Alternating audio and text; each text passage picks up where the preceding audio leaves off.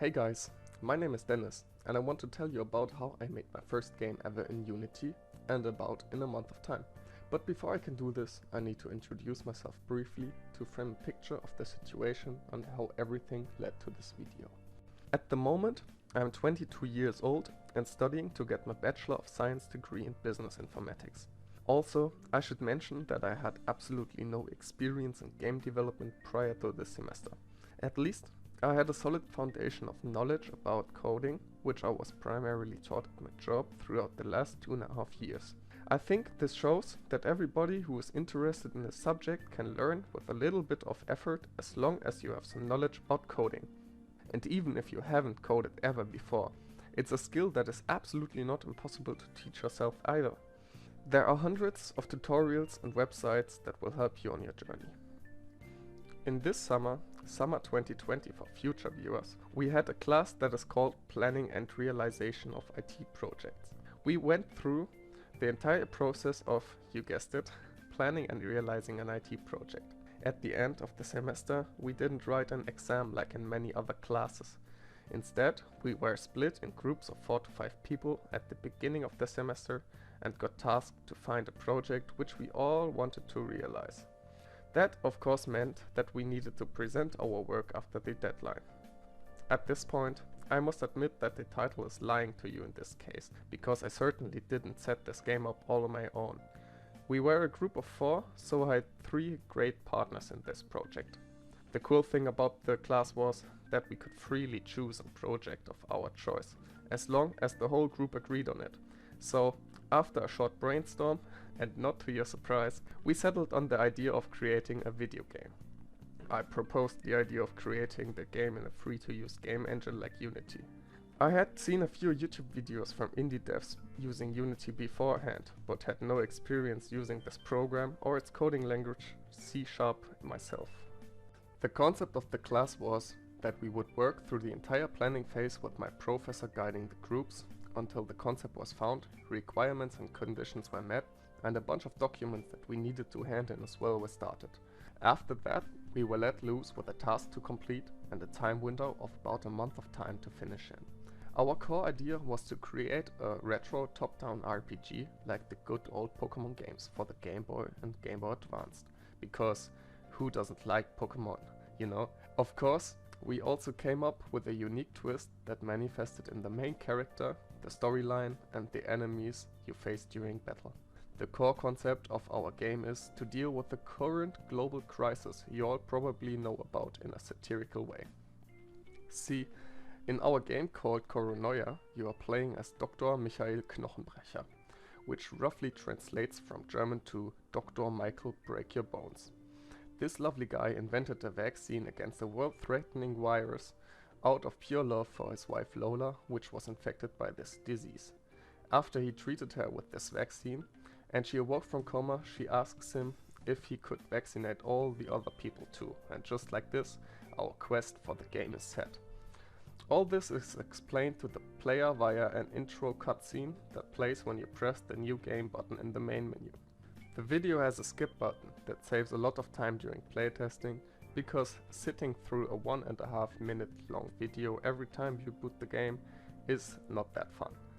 After the intro cutscene played, or the skip button was pressed, the first level of our game loads. And here we have our handsome Dr. Knochenbrecher.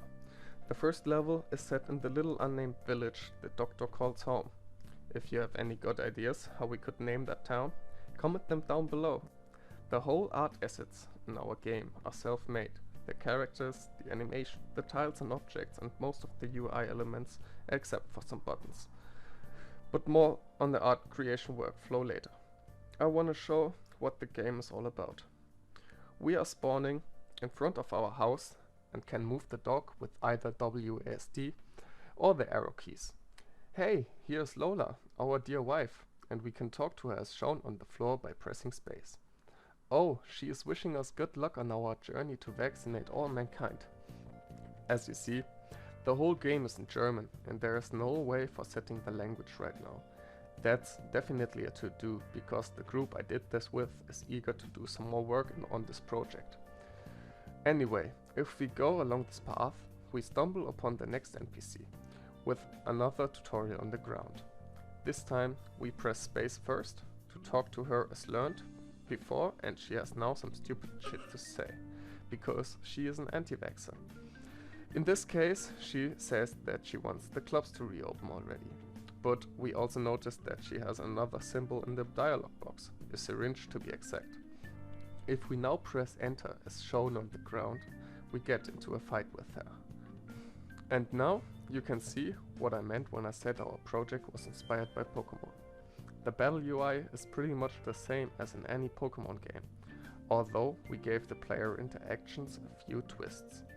The player can choose between 4 options in battle: an attack button, which gives us 4 attacks to choose from if pressed, a bribe button that has a low chance to instant win a battle, a drink alcohol button that heals you for a random amount of damage, and a button to surrender. The core idea was that you win battles against conspiracy theorists and anti-vaxxers through argumentation. While this is certainly the case right now, you only have 4 preset arguments that will not change, and the specific argument the enemy is saying isn't displayed too. Instead, every enemy has a set damage that he will deal. In conclusion, the battle system is absolutely functional and displays the core ideas we wanted to implement, but there are many improvements to make, like learning new arguments and a leveling system. After defeating an enemy, we will go back to the overworld, where we can find more enemies to argue with. There is a set number of enemies in each area, which we have 3 of in our game. At the end of every area there is a boss that blocks your way and only lets you battle him if you defeat all the enemies in the given area. Let's defeat him real quick.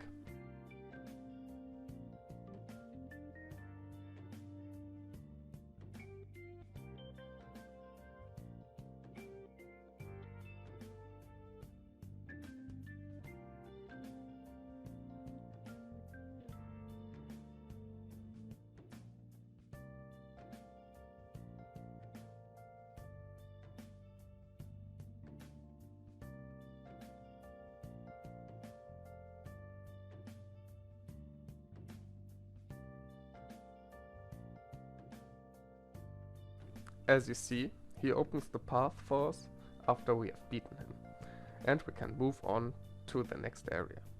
This area is a big city where we can defeat some more enemies before battling our way into the next level.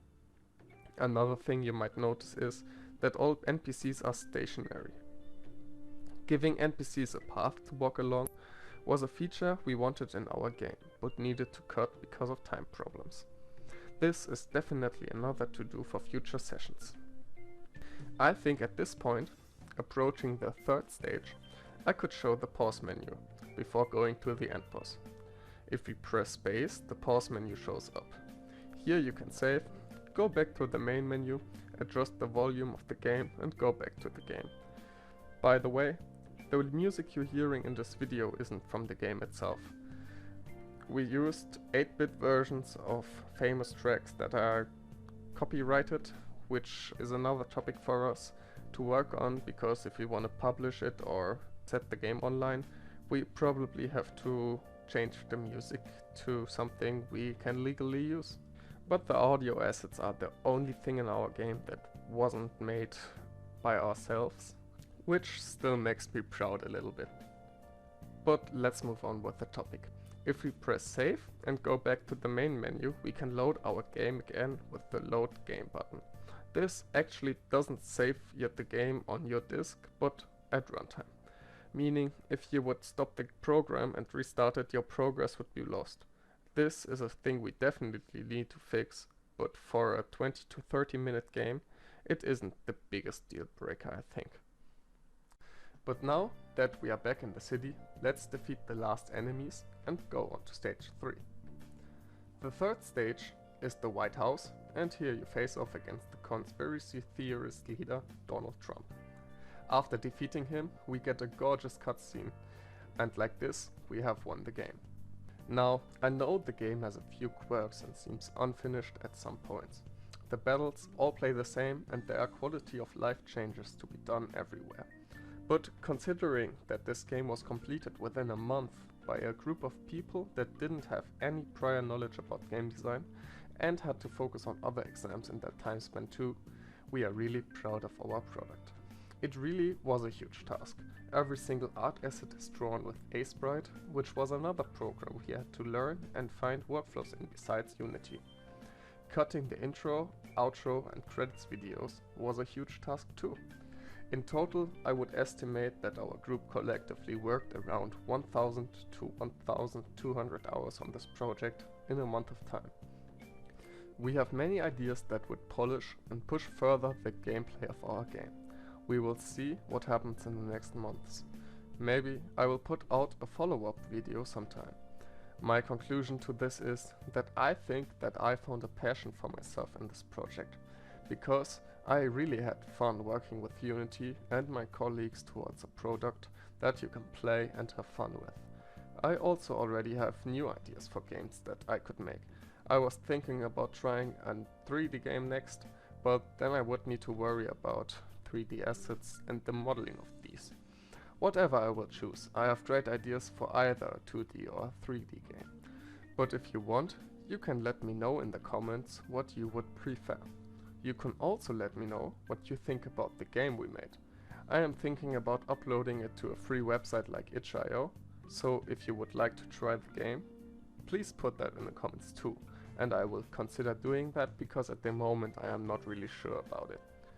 As for the future, I will continue to learn Unity and produce YouTube content on the things I create. To expand my skills, I think it would be good to practice with something like a game jam. I think if I get input in form of a theme or a restriction, I could get really creative and learn new things. The right opportunity just has to show up. I can promise you that there will be more videos on creating games with Unity. However, I cannot tell you when there will be a next one, because I don't want to start a project and do a devlog on it, because I don't know how committed I would be in the long term. For now, I'd rather solidify my knowledge and practice a little more with Unity, but when there's more to show, I will definitely make a video about it.